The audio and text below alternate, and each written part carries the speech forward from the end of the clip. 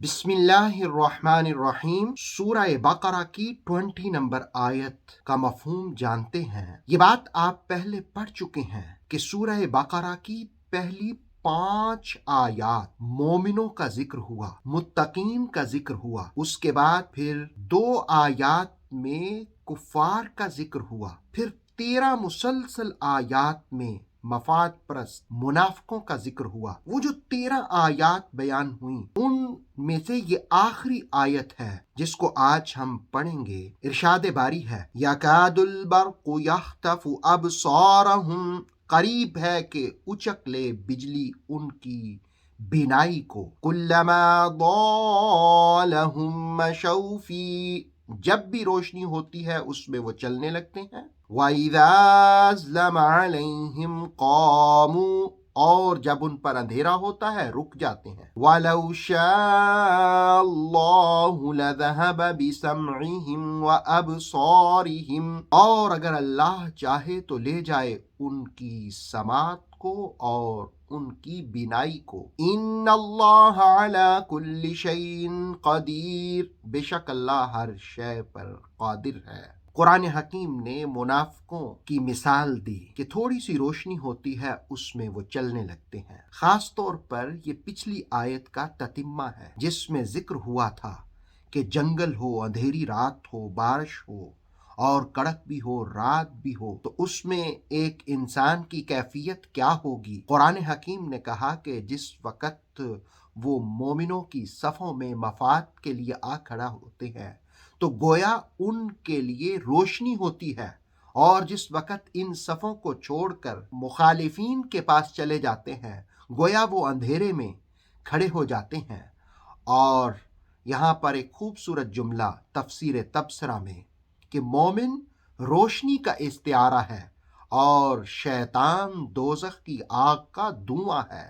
علامہ قرطبی علیہ رحمہ نے الجامع لاحکام القرآن میں، امام رازی نے تفسیر کبیر میں، ابن کثیر نے اور ابن جریر نے تفسیر طبری میں اور مواہب الرحمن میں، اور علامہ سید ریاض حسین شاہ صاحب نے تفسیر تبصرہ میں حضرت ابن عباس رضی اللہ تعالی عنہ کے حوالے سے بیان کیا۔ کچھ یہود رسول کریم علیہ السلام کی خدمت میں آئے اور کہنے لگے، پوچھنے لگے کہ بتائیے رات کیا ہے؟ تو رسول کریم صلی اللہ علیہ وآلہ وسلم نے فرمایا کہ یہ ایک فرشتہ ہے جس کے ہاتھ میں مخراق ناری ہے، جس سے وہ بادلوں کو ہانکتا ہے۔ تو انہوں نے پوچھا کہ جو آواز ہم سنتے ہیں وہ کیا ہے؟ تو آپ صلی اللہ علیہ وسلم نے فرمایا وہ زجر ہے، تاکہ جدھر ان کو حکم دیا جائے وہ وہاں پر پہنچ جائیں۔ تو وہ کہنے لگے کہ آپ نے سچ فرمایا۔ گویا صادق نبی رسول کریم صلی اللہ علیہ وسلم کی انہوں نے تصدیق کی۔ قرآن حکیم سورہ بقرہ کی اس آیت میں بیان ہوا کہ جس وقت بجلی چمکتی ہے، یعنی کسی وقت وہ ایمان والوں کے پاس ہوں تو روشنی اور وہ فائدے اٹھاتے ہیں، اور پھر جس وقت وہ یہاں سے جاتے ہیں مالی منفعت نہیں ہوتی، مالی منفعت کو دوسری جانب دیکھتے ہیں تو اس جانب جاتے ہیں، تو قرآن کہتا ہے گویا وہ اندھیروں کے مسافر ہو گئے اور اندھیروں میں جا کھڑے ہو گئے، اور پھر انہیں کچھ بھی دکھائی نہیں دے گا۔ اگر اللہ چاہے تو لے جائے ان کی سماعت کو بھی اور بصارت کو بھی۔ ان اللہ علی کل شیء قدیر، بے شک اللہ ہر شے پر قادر ہے۔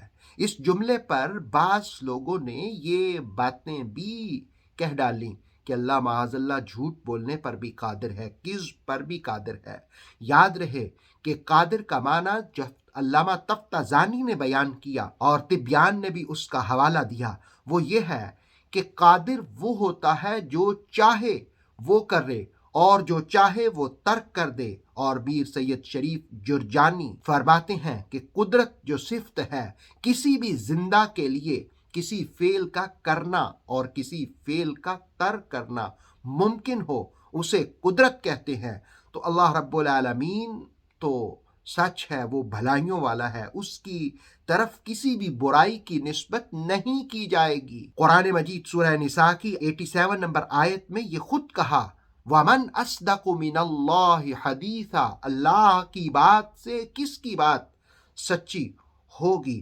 तो अल्लाह रब्बुल आलमीन हमें मुनाफिकीन के शर से महफूज फरमाए। कुरान हकीम की इस आयत में जो आपने अल्फाज सुने उनके मानी भी जान लिए। यकादू, कादा यकादू करीब है, बर्क का मतलब होता है बिजली, और यख्तफु का मतलब होता है उचक लेना, और अबसारहुम इसका मतलब ये होता है बीनाई। कुल्लमा जब भी अदा रोशनी हुई, लहुम उनके लिए, मशऊ मशा यमशी का मतलब होता है चलना, फी ही उसमें वो चलने लगते हैं, व इदा और जब, अजलमा अंधेरा हो जाए, अलैहिम उन पर उनके लिए, कौमू तो वो रुक जाते हैं, वलऊ और अगर, शा अल्लाहु अल्लाह ले जाए, लज़हबा ले जाए, वलऊ शाह अगर अल्लाह चाहे, लज़हबा ले जाए, बिसमइहिम उनकी समात को, सुनने की ताकत को, व अबसारिहिम और उनकी बीनाई को, इन्नल्लाह बेशक अल्लाह ताला,